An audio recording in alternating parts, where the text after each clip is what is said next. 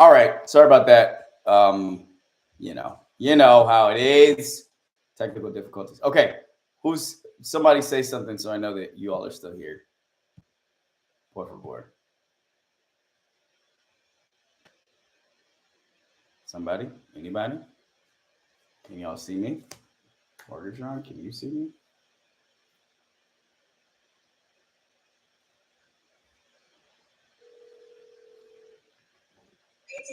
Are you in? I'm in. All right, cool. All right. I'm gonna land the plane on that, and then we're gonna place, and then we're not gonna play some music. We're just gonna put up a card that says we're taking a segment break. I don't even know if we're gonna do segment breaks because how's the card even gonna hold up? It's just gonna be my hand in front of the screen. So here's where I'm landing the plane, man. In a moment where it feels like of prime importance for people to be using their voices as I'm watching other people to see how they're using their voices in support or not in support of Palestine, and thinking about how can I use my own voice to support in that way. I feel like there's something that needs to be said here around gun control that I haven't said personally. And I think every individual voice is important. And the thing that I want to say is, like, to say that guns don't kill people, people kill people, is like fucking shark saying sharks don't kill people, teeth kill people. Maybe it's the inverse of that. I'm confused. The point is, man, this is bad. It's getting worse. 48 mass shootings in less than 2 months is dire. And we are heading towards what is going to be an extremely fraught October and November with the upcoming election. If you take out all the other stuff you care about, if you take out all the other stuff that you lean one way or another way about, I hope that you can get behind. Let's try to keep as many of us alive as we possibly can. Keep alive those of us who are actually living, breathing human beings on the earth outside of other people's wombs. Come on, man. That's all I got. All right, moving on. Morgatron, I don't know if other people know how to get in here now that other one died. But I'm just going to keep on rolling because I don't know what else to do. We got to put the episode up. Okay. Moving on.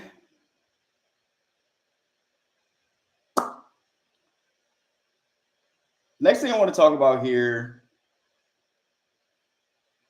Damn, man. Morgs, what are we going to do? How do we get them back in here?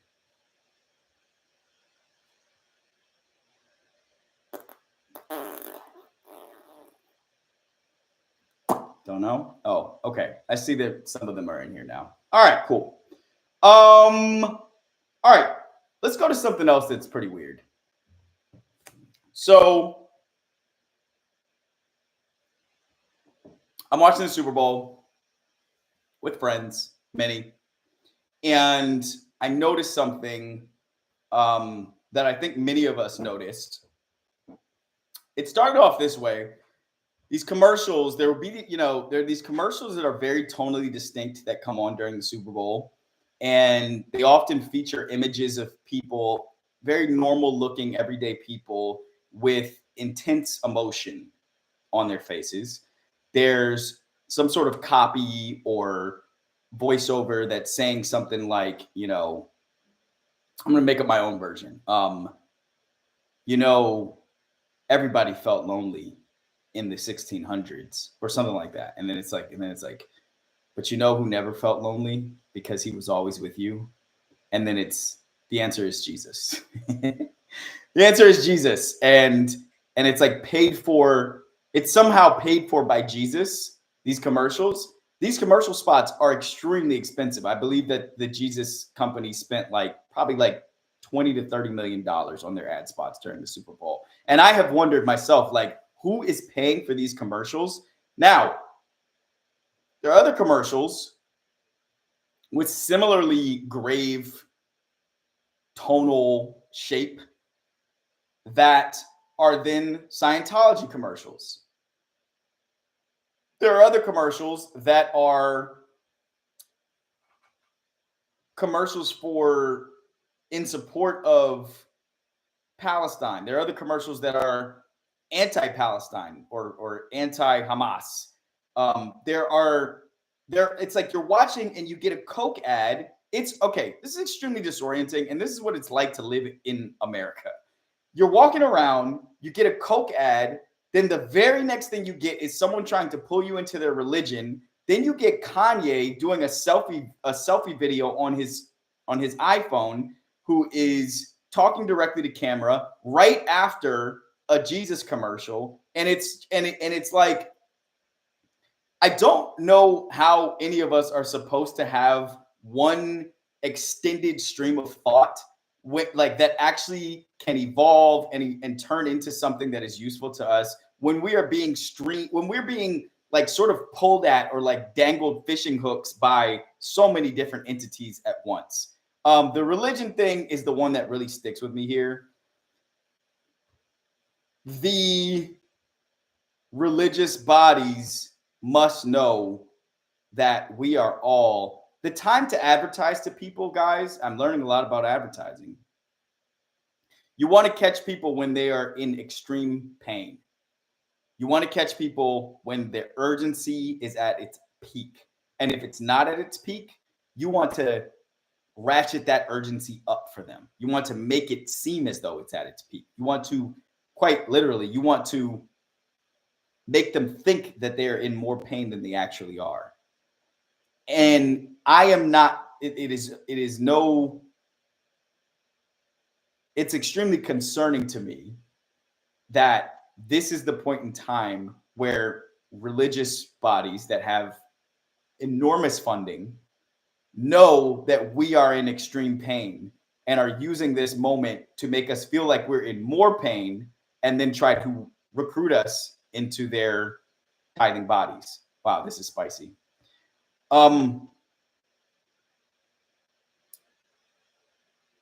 I am a prayerful person.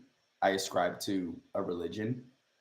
I am honestly at this point in time learning exactly what that means to me and how that actually, for most of my life, I just sort of, this is how I was as a student. If you told me what it took to get an A or get a B and move on to the next thing and be eligible for basketball and make honor roll, et cetera, et cetera, et cetera, I would do almost the most base level of what it took to just keep matriculating into the next class of what is sort of the elite. I was happy to be at the bottom of the top. I knew exactly what it would take to make the basketball team. I would go to tryouts. I'll bust my ass for one tryout. I would get an injury and I would sit out the next two tryouts because I knew I had already made the team. I would do just enough to make the honor roll. I would do just enough to test into the best classes. When I was in a play, I would go to the rehearsals, but I wouldn't actually exert myself until the dress rehearsal right before the actual play. Damn, Morgan probably noticed that when we did the live show, and she probably already knew that this is what I would do, I didn't really even look at what it was we were going to be doing and talking about at the live show until probably the 48 hours before the live show came. And some of that's just because I can't get myself motivated to do something unless it feels real, like unless it feels urgent. I used to approach religion with the same sort of application. I basically was living my life trying to do the minimum required of me to get to heaven. Literally. Okay, my mom says I gotta go to church this many times a year or whatever, or this many times a month. Like, I'll do it. Okay, I gotta show everybody that I know. I got a Bible next to my bed because I need y'all to know that. I will pray performatively so that everyone in my family goes, when I say a prayer. I will show up to chapel once a semester when I go to college. Like, I was like, I want to get in. It's cool if I'm the last person in before they shut the door. I just want to make the team. That's how I looked at it. And frankly, I think that's how most people, when we say someone is a decent person, I think that's what we're talking about. Like, at the very least, they will give someone aid if it doesn't cost them a lot, and they will not go out of their way to hurt somebody else. I think that's what we call decent. I think that's what most people are in the world. Honestly, I think there's a silent majority of people who are they try to do good by others. They try not to hurt anybody, but when they get their neck twisted up in capitalism, in relationships, in getting bullied by somebody else, now all of a sudden they're not themselves anymore and they start doing some weirdo shit. And the best people, the bravest, the boldest people are the ones who continue to be decent even when they're in the grips of something heinous. I'm saying all that to say, it looks like the religions are aware that now is a time where they can capitalize on how afraid everybody is about what's going to happen to us here. And the news supports that. And I mean, I don't mean like what's happening in the news. I mean, quite literally, the news. The Super Bowl is brought to you by ABC. The religious commercial is paid. The money is paid to the NFL and to ABC. And then ABC gives you the news and scares the fuck out of you. And I'm not saying that we are not living in a chaotic place. I mean, I believe that. This is called nothing but anarchy. But what I'm saying is, like, all of these entities are working in tandem to make us scared, to make us feel small, to make us feel like we urgently need their help to fix something for us, to save us.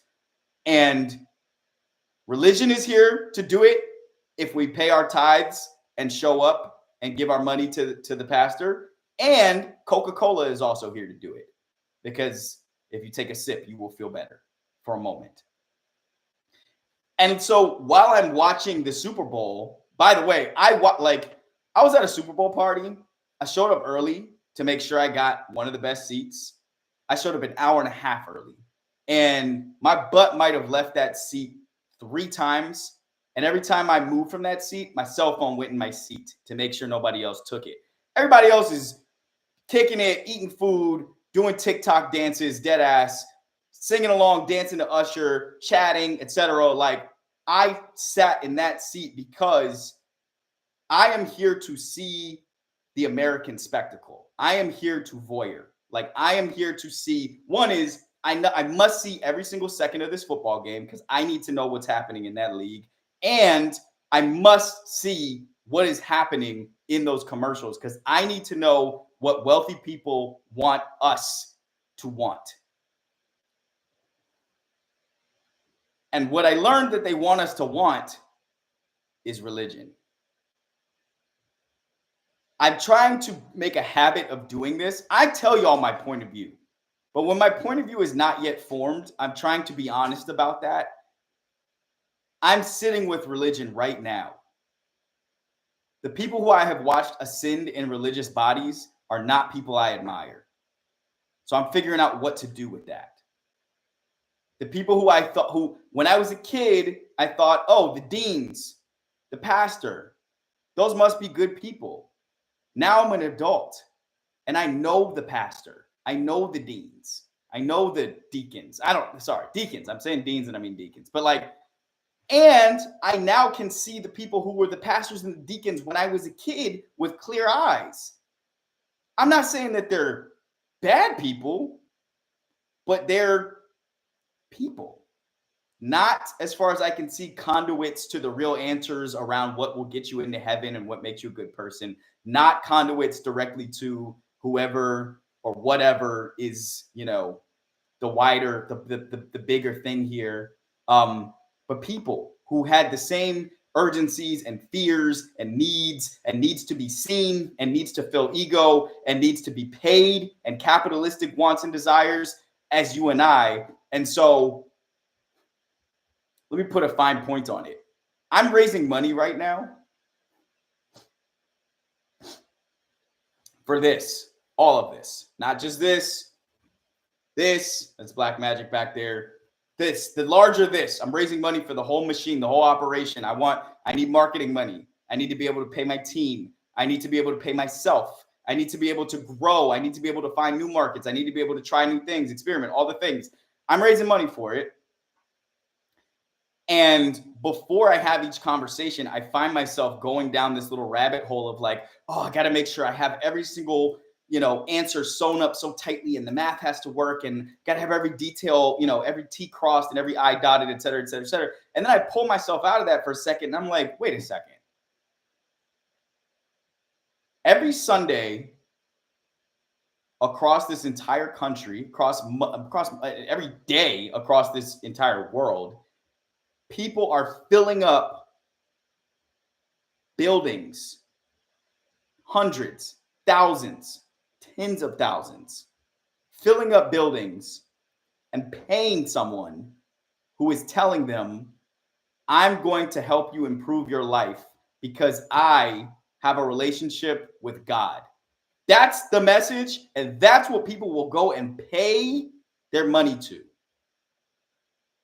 I'm sitting over here, sitting on top of, Fast Company articles about the creator economy and how many billions of dollars and what percentage of creators are turning a profit and yada, yada. I'm like, hold on.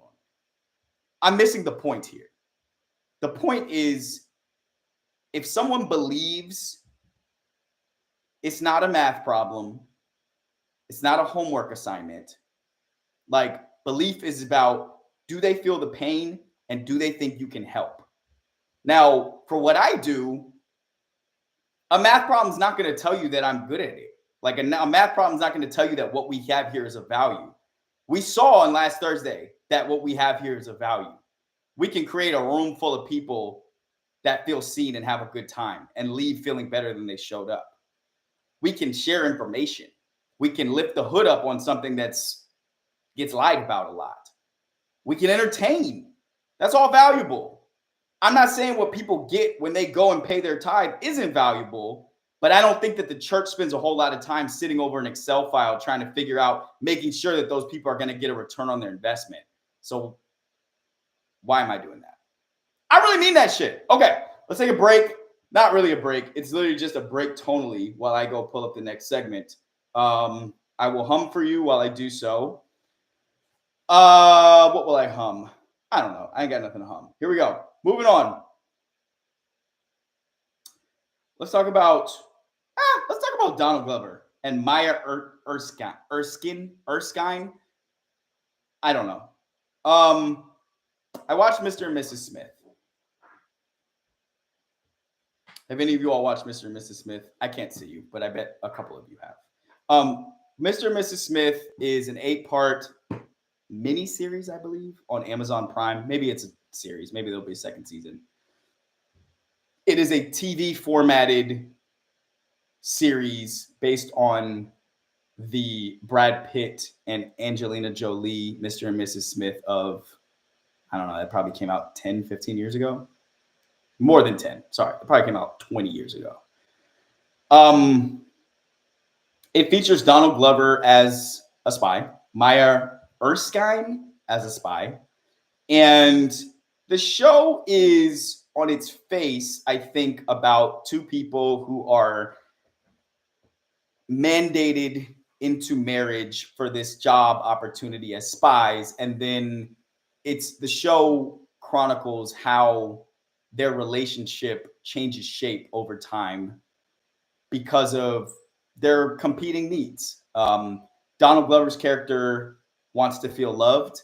He wants to feel seen. He's a mama's boy. He is not comfortable with breaking ties to his family, particularly his mom, for the sake of this job, which is a requirement of the job. He wants to be a father. Maya Erskine's character, or Erskine, I'm sorry, Maya Erskine, if it's Erskine, I'm going to say Erskine. Maya Erskine's character, and Maya Erskine, who you might know as one of the two leads, she was the Asian of the two leads on the show Pin 15, which I watched. It was very funny. Her character is more alpha oriented. She wants to climb the ladder at the company that these two spies work for. She wants to challenge herself professionally. She wants to be thought of as great. She wants to be thought of as leader. She wants to be the leader and the alpha between the two of this couple. She does not have any hangups with being disconnected from her family. She doesn't want to be around her family. And what I like about the show is, as someone who was recently in a long-term relationship, I think it deals well with, man, I'm so snorty. I think it does well with the nuances of the fabric of a relationship and the ways that that fabric deteriorates over time, because people can sacrifice for each other. They can change their accoutrement. They can change some of their habits, but they can't change who they are. And that's what's underneath this show. But I think what the show wants to say, as its promise, is that even if you can't change who you are, you can still do right by your partner, love your partner, care for your partner, despite the fact that you can't change yourself. Okay, show does a good job of that. Artistically, very beautiful. I think the show starts slow, and I think it blows the ending. But what's in between, I would say probably the 5 episodes in the middle of this show, to me, are very strong, very enjoyable. There's a lot of left hooks that you don't see coming, and the show's voice stays the same throughout. It's consistent in a way that feels good. I also like watching a New York show about people who look, they are supposed to be like this sort of semi-bougie, millennial, organic food eating. They have a beautiful place in Fort Greene. It's a black guy and an Asian woman, like the advertisers. They think they are presenting us back to ourselves. That's what the show means to do. My hang up with the show, if I'm being super real, which I'm going to be, is I do not see a chemistry between these two characters. They do not feel connected to me. I don't see a spark between them. When they kiss, I almost want to I'm almost like gross, because it doesn't feel real. I know I'm watching two people force themselves to kiss each other. And I know that that's part of acting, but that's not how it's supposed to happen in acting. It doesn't look real. The whole thing, that the whole vibe between them. Yes, and I've had people try to make arguments to me why it's real. One of those arguments, I'm gonna lay it on its face. What people have said to me is, well, you guys do love Asian women. And I'm like, hold on. I'm like, slow down. Slow down.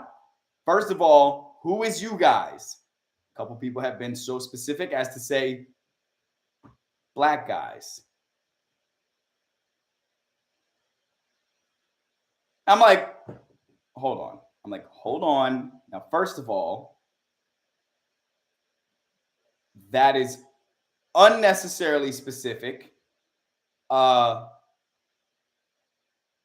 Asian women are the most highly indexed click receivers on dating apps, across dating apps. I think that has to do with fetishization and obsession with something that feels or seems exotic. Black guys are also extremely fetishized. But it all seems aside from the point. I just didn't see connection between these two people. Like, even if you want to tell me dudes love Asian women, black guys love Asian women, women love black guys, whatever, I don't think that's what they were going for here. I think they cast two people that they knew could do the job. I think at least one of those people, maybe both of them, were executive producers on the project, so they cast themselves. Formerly, there was supposed to be someone else up in that role playing up against Donald Glover, and she left because of creative differences. I can't remember what her name is, but she was the writer and star of Fleabag. I just think it didn't. I just think they didn't work for me on screen as a couple. Like I didn't see it. I didn't. It didn't feel real. And if you want to make a show about a couple, I feel like square one that you got to cover is they need to be believable as a couple. Like they have to. I'm doing the Love Project. Love Project. This is a plug. Substack. My Substack's called Bonfire. You can find my project, Love Project. It's the only project on my Substack because I just launched it yesterday. You can find the link to it. It's the top link in my link tree on my bio. I'm doing nonstop Q&As. That is a big part of this project, is a conversation with the audience about love. Some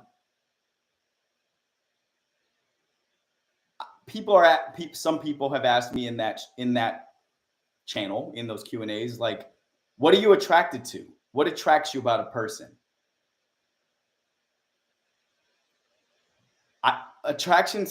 I think attraction for most people starts with something that is visual. That is not to say that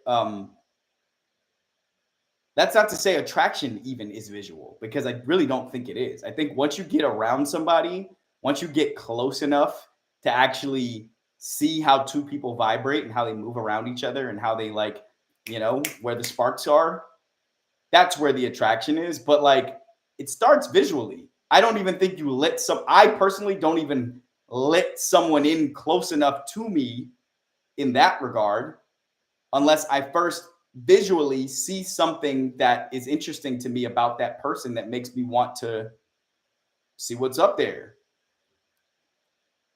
And so when I watched the show, I didn't see that between these two actors. And so that killed the show for me. I'm not gonna lie to y'all. I still liked it. I still thought it was smart. But like, it's TV. It's a visual format. I care about how things look. And the two leads in a show that are Mr. and guys, the first two leads in the show were Brad Pitt and Angelina Jolie, okay, in the movie. Like, that's what this is. That's what the launching point is for this. Like, Eurocentrism aside, two extremely beautiful people, as far as I'm concerned. So if you want to follow up to that, I know you're trying to do the everyman thing and make it look like the rest of us, but like, come on. Now, why is this coming up? Because the two of them did a conversation with Vanity Fair, and a comparison was made between the show Atlanta, Donald Glover's TV series, and the show Dave, which is, as far as I'm concerned, sort of like a white boy copycat version of Atlanta. People tell me that the show is good. I was offered a conversation to write on the show Dave. I did not have an interest in that. I, on premise alone, did not feel excited about. Okay, let me be precise here. I don't like a show. I watched the pilot of Dave. And so if the show changes and becomes something different as it goes along, fine. I don't like a character or a show that is meant to make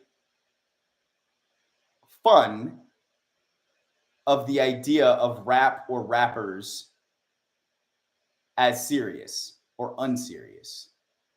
That is to say, the first time I was introduced to Little Dicky, who goes by Little Dicky, which is already on its face a name that is meant to poke fun of the names of rappers. I saw him on, I believe, The Breakfast Club, and he was being asked about why he wants to be a rapper and what rap means to him and his place in all of it. And the entire conversation around Little Dicky is so much not about music. Like, what I liked about Eminem was that he was here to rap. He wasn't here to say, oh, look how funny, I'm a white guy doing rap. Sometimes he would incorporate that in the music because, like, he was self-aware, but his whole, it wasn't a shtick. He didn't come to rap. He didn't come to hip hop he didn't come to hip hop to be a mirror to us, to say, like, oh, look how silly rap is. Look how it looks when a white guy does it. Like, no, he came to rap and he rapped his ass off. I shouldn't say a couple. There is a Little Dicky song that I like. I just want to put that out there. But I cannot look at that guy's face for a whole series of this thing. I can't do it. And I certainly wasn't going to be able to sit in a chair and write for said show. Donald Glover he has made it clear multiple times, he feels insulted when he is compared to Little Dicky or when his show is compared to Little Dicky's show. In an interview he did with Interview Magazine, I believe it was called, an interview that Donald Glover wrote with himself. It's like Donald Glover interviewing Donald Glover. It was promo for the last season of Atlanta. He says, and I'm paraphrasing, like, don't compare my show to that show. You don't compare an artisanal, boutique cheeseburger to something that you get at Burger King and McDonald's. That's what he said in so many words. He wants us to know, stop it. I don't like being compared to this guy. We are different. And I can understand why he would feel that way. One is that the show's premise felt very much chasing the premise of Atlanta. And I say that as someone who wrote for rap shit. So, like, I can see what I can see. But also, I think Donald Glover, I know many of you have a point of view on how Donald Glover sees himself even within Blackness, and whether or not he sees himself within Blackness or aside from Blackness or a commentator or a spectator on Blackness, whatever. Like, however you guys feel about that, that's yours. But what I can understand is, as Donald Glover, who is a person with black skin, who writes and makes TV series about the Black experience in many ways. Even Mr. and Mrs. Smith tries to drop in some little moments of Donald Glover saying something about what it is to be this Black man running around town with this half Asian, half white woman. One, you don't want your show, which is excellent, to be compared to another show that you might find to be less excellent. But two, I just don't want anybody bopping around playing on the fact that their thing is the white version of my thing. Because then how am I going to feel when their thing, as the quote unquote white version of my thing, has a bigger audience just on the face of its lead character being a white guy? When am I going to feel? How am I going to feel when I watch the show, if he even has watched the show, which I kind of doubt. But how am I going to feel? I know how I felt when I watched the pilot of that show, and it felt like the voice of that show was just saying, look at the juxtaposition between me, a goofy, harmless white guy, and these serious rap guys, these serious Black rap guys with dreadlocks. You know what I mean? Like, look at me in their world. How goofy is that? How it sets us up as props against us. It sets up our whole thing, our whole environment as props against that. I don't like it. I think too often I feel like and I'm going to generalize, when white people are giving commentary on the rap or hip hop environment and the Blackness that's a part of it, I felt this way about Macklemore. I felt this way about, I'm going to pop some tags and I only got $20 in my pocket. You're pointing out something about this culture, which is that people spend crazy money they don't have on jewelry and clothes to make themselves feel better. But you're not saying anything about why are they not already feeling good? Why do they not already feel a high level of self-worth? Why do they feel insecure in a way that they need to spend money they don't have to fill up that hole? You're just saying, look how high my confidence is that I can go buy this shit at a thrift store and throw it on, and I don't need a $20,000 chain. I feel good enough with my $20 chain on. It's like, I just don't like it. Get out. I don't like it. Unless you don't get the joke. But you can stay. And then you can stay. Little Dicky, no thank you. All right. Somebody said they suck big time. I don't know who they're talking about, but I agree. Okay, we got 5 more minutes here. I'm gonna do one more thing. I'm so snorty, and I'm sorry, Morgan. I'm going to speak to. Okay, this is going to be plugged for my love project on Substack. Go to my Substack. My subscriptions are extremely inexpensive. They are about as inexpensive as you will find on Substack because I want as many of you all as possible to be a part of this love project. I think it can appeal to anyone who has questions or wants to see honesty around topics within love, like topics like what happens when you and your partner stop having sex? What happens when you and your partner want to see other people? What happens? What does it mean about me if I never find love? Does that mean I'm not worthy as a person? Where does love go when it disappears? How does it come back? How do you get it back? Is romantic love the same as other types of love? Are love and friendship different? Et cetera, et cetera, et cetera. That's the stuff we're exploring. And we're exploring it through conversations with other people, Q&As with you all, the audience, and current events, pop culture headlines, stuff that's happening out there, all on my Substack Bonfire, which you could find in the top link in my link tree on Instagram. So I'm going to take one of the questions that I got on Instagram and respond to it here. The question, and it's just so crazy that we have this in our society, but it is what it is. We have it. Thoughts on hard launching a relationship on Instagram? Hard launching a relationship on Instagram. Now, I take that to mean becoming Instagram official. Like, thoughts on when do you show the world, announce to the world, show a photo of you and your person on Instagram. If you are the super secure person who is like, man, I'll just put that photo up there and I don't care, I guess just stop listening. Let the rest of us talk for a second.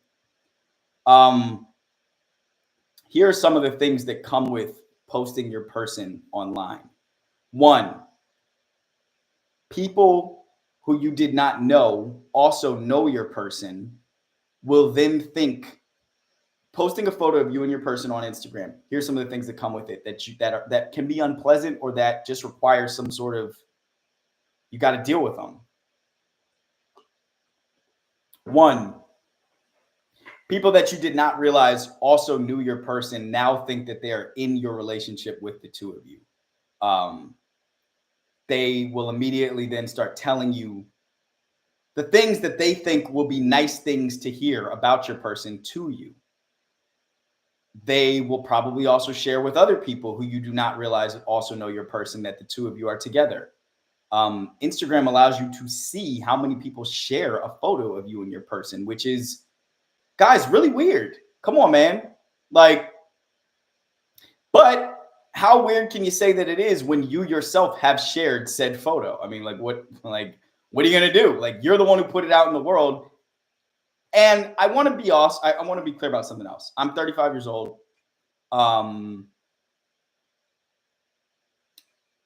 If you date somebody who is younger than my age, let's say by 3 or more years, there is a likely chance, and I'm kind of a unique case because I'm on the internet, but like, if you're my age and you date somebody who's in their early 30s, late 20s, mid 20s, there's a really good chance that that person has a different comfort and a different relationship with the internet and with internet visibility than you do, because they are native to it in a way that we are not.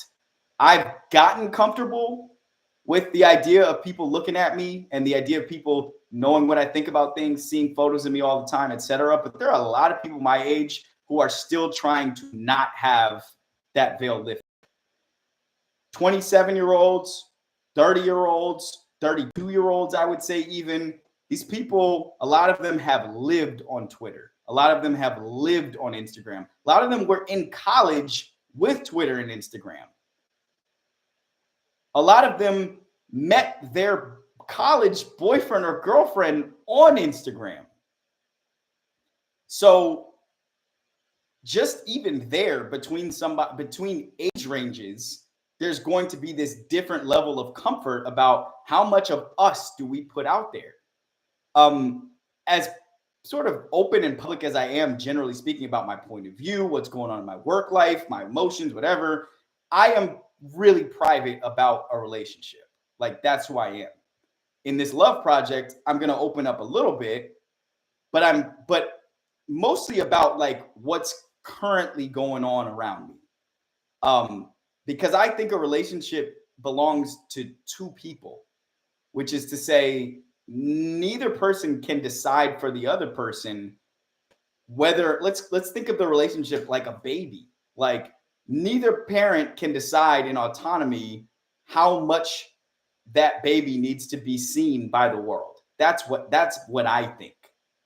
If you're lucky, the two of you are in the same place on that, but most people aren't. And let's be real about that. Like, most people, there's a tension between between partners, spouses, boyfriend, girlfriend, boyfriend, boyfriend, girlfriend, girlfriend. There's a tension around how much and when are we going to share with people about where we're at together. Maybe we think we're in two different places. That's a tension. And I mean, I talked to Morgan about this very briefly on the phone earlier today, and I'm going to let Morgan speak her own piece on this. Like, when you're in a new relationship, when you tell the world by way of images and captions that you're in a relationship is quite a significant turning point emotionally for, I think, both people. I want to say one more thing about this, and we're not really up against a real clock because I'm at home. There's this feeling that I have, honest to God, gotten much more used to than I was, let's say, 2 years ago. There's this hangover. I don't really drink like that anymore. Drinking fucking sucks. Drinking is, guys, you know what? I'm about to do something so annoying. People, y'all are gonna be annoyed by this. Some of you. I am now the person who doesn't really drink, who is saying out loud the thing that we all know, which is that drinking sucks. Drinking is ass. It is the worst way. It is a bad drug. It is the worst way to speed yourself toward a fun time in terms of the things that you do while drunk, and also the ways you pay for it in the 48 hours that follow. Or if you're me, you get the flu for a week. Drinking is so ass. And what I really want, this is what I want. This is going to torment you, 25 to 30-year-olds. Keep telling yourselves that drinking doesn't suck. Keep telling yourselves that you don't wake up feeling like shit the next day. You don't make bad decisions. You don't send texts you don't want to send. Keep telling yourselves that it's not holding you back in your career. Keep telling yourselves that it's not fucking up your relationships. Keep telling yourselves that, oh, it's just a couple glasses of wine. It's just a shot. It's whatever. I'm young. I'm having a good time. Keep telling yourselves that, because you know drinking is ass. You know it's so ass. It's so ass. Anyway. You know I'm right. Why did I say all that? Where was I even going with that? I just wanted to say that to the late 20s crowd that's in this audience, and the early 20s crowd. Y'all too. Like, you're not exempt. You know it. There's other ways to have a good time, man. There's other drugs that are legal that you could do if that's what you want to feel. If you want to take it easy a little bit, if you want to have a breather, like, there's other stuff that doesn't corrode your organs the same way and doesn't make you feel like shit. Oh, hangover. That's why I said it. I get this hangover sometimes when I post. I'm getting a real sense now of like what I knew walking into the studio yesterday, that when we start the reel from yesterday's episode, I know the words that need to come out of my mouth first are white people. Do you all like mixed people better? I knew that was a slam dunk as a tagline. I meant to say it as soon as we cut the mics on, but when it got time to get to that part, I knew exactly where to start it. This is good. I need to catch them in the first 3 seconds, and this is going to do it. I posted the reel last night. Morgan did a great job editing and producing it. Posted the reel last night. Wake up. Morgan texts me, The reel's going off. It's got like 14,000 plays. I'm going to boost it later today, see where we get it. But I just knew. But last night, after I posted it, I shut off Instagram and did not open it again and went to sleep because there's this feeling of, was I too honest? Did I too much say the thing? Is someone going to accuse me of race baiting or, being angry or being a hotep or whatever the next way is that someone will dismiss what a black person with dreadlocks has to say? Are mixed people going to be mad at me? Are white people going to be mad at me? Somehow are other non-mixed black people going to be mad at me? And I wake up with that hangover and I roll over and I'm like, I'm going to give myself to 9 a.m. to not know. Just not know. And the thing is, I don't even read the comments like that to really even be knowing. But like I said, Instagram puts those comments that are the most crazy right in your face when you log on. It finds a way to get them to you. So there's this hangover that I feel every time. I knew it when we posted the Jay-Z reel. And those always end up being the best ones. Those always end up being the ones that have the crackle that gets some people having an actually productive conversation where I think people are sharing their understanding of an issue and their point of view. Naturally, there's always going to be dickheads on there who are just there to try to bully somebody, to get off a bad feeling that they're dealing with themselves. But what's really exciting is I went in those comments today, even though I told myself I don't. I went in there because I wanted to respond to a few to just let people know I'm here. I'm part of this conversation. I'm not throwing a grenade and then running away. If this is something we're talking about, let's get in here together. Let's see what's really going on here. So all of that is to say, I guess circling back to the first point about the KC shooting and what I want to be vocal about with gun control. I have been amazed. Tina Fey was trying to say this in the podcast clip that we're going to have to now get to in the next episode because I didn't get to it here. Tina Fey is making a point in this podcast clip that being honest can get you in trouble. And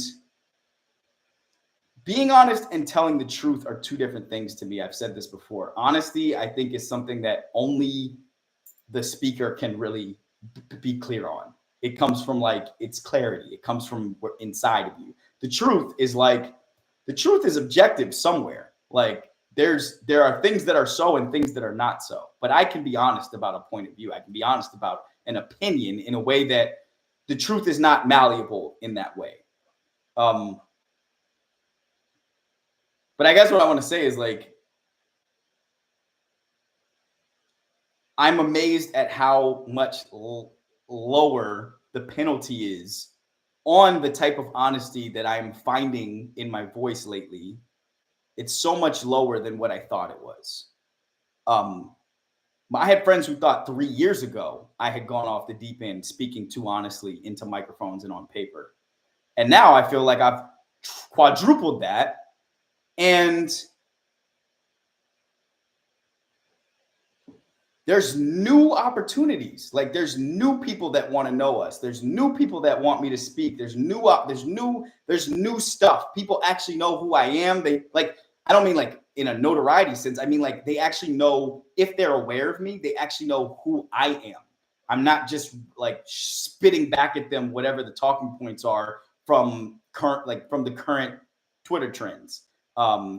And that means something to me. That means something to me, that I think there is more space for more honest voices out there. And I would love to see more people jumping in that space, not with bullshit, not with reflecting what's already being said, but just what their thing is, what their thing is. Okay, enough. This is Nothing But Anarchy. Thank you for being here. This was episode 87. Sorry about the technical difficulties at the beginning of this because I'm in my home office. We will see you guys on Tuesday, same time, same place next week, 12 o'clock. I'll be back in the studio. Goodbye. Morgan, what do I do here? Do I just turn it off?